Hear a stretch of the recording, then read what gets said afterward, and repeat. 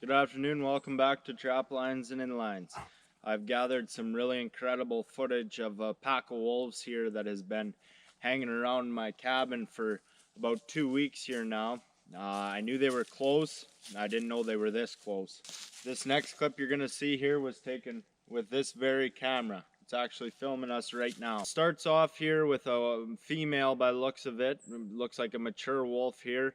Marking her scent right in front of the camera. Unfortunately, it has no audio. Then after a while, two smaller wolves trot in.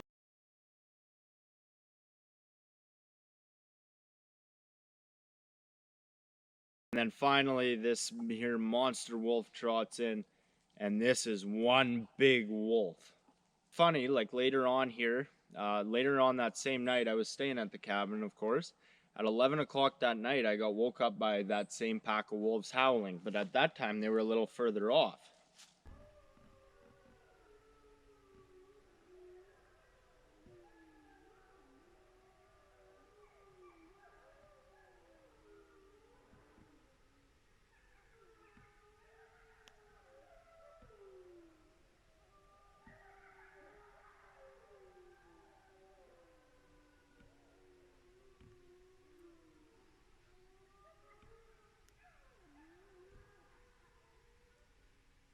If you look here, you can see my camera and you'll recognize this bush throughout the footage I'm going to show you. And my cabin is right there.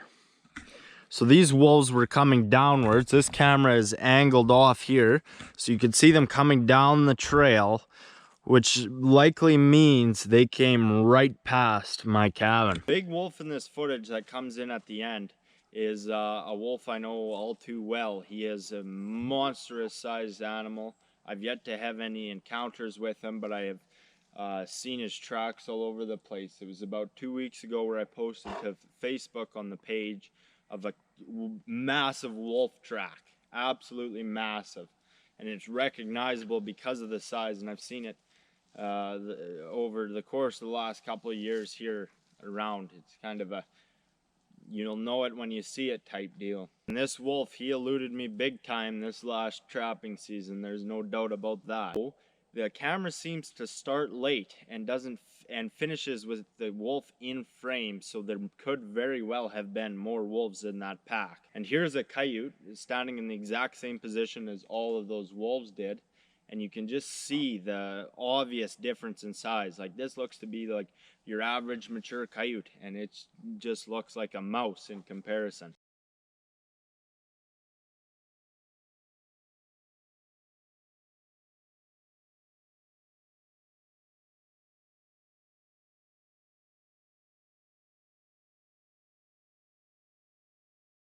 At this point, I had no idea the wolves had been through. I set up the camera the night before I captured them, and I had heard them, but I didn't know they were this close. But my dog sure did. You can see him smelling. He knew exactly what was going on, and he marks his scent here too. And ever since that, he has been watching this very spot very closely. And in this clip here, you can see a wolf just trotting out, just moving out of frame. It's very obviously a wolf. But what's especially eerie about this one is it's taken right at 8:30, and although the camera picks everything up as pitch black, it would have been right, like you still probably could have seen at that point in time, or it was just getting dark enough to not see, which means I would have just finished supper and went to bed, which means that wolf would have been very close and likely observing me and the dog. These wolves have been in the area for about 2 weeks now, and they're still close. Like I said, I just heard one howl not a kilometer away here now. Okay, right down there is where we caught the wolves on camera, and where my camera is set up here.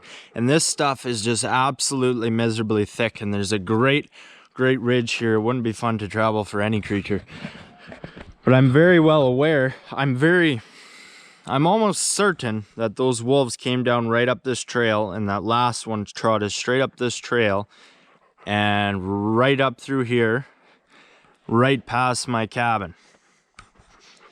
Now, pardon the mess around here. We're mid-construction here.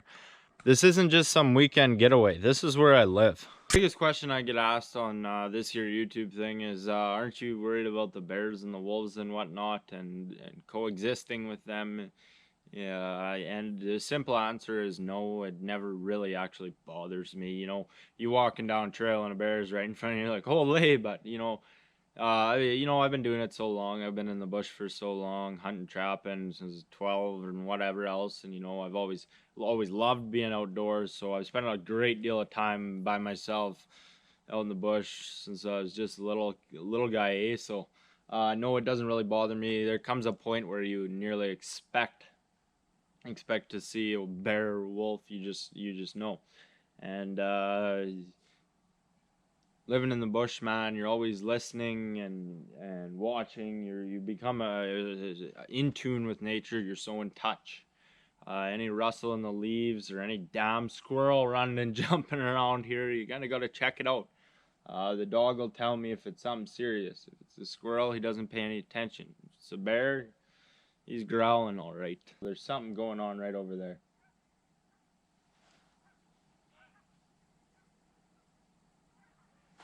You hear that, buddy?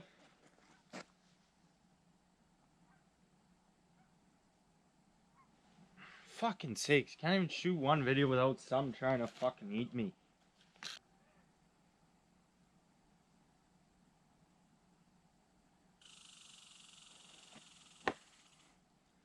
I have grown to really hate squirrels.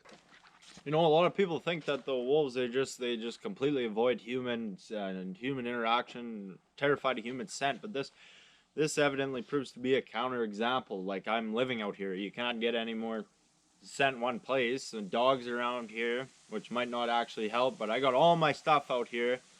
I'm making a whole bunch of noise, and yet still they're right on my front doorstep. So it shows, like, maybe it's strength in numbers for their courage, but they weren't afraid at all. You don't have to worry about me any. I know some of you kind of do. Like, I've done a lot of shooting my day, and it's really the wolves you should worry about if they try and pull some shit with my dog, or when trapping season starts. They're the ones that need to be worrying, let me tell you.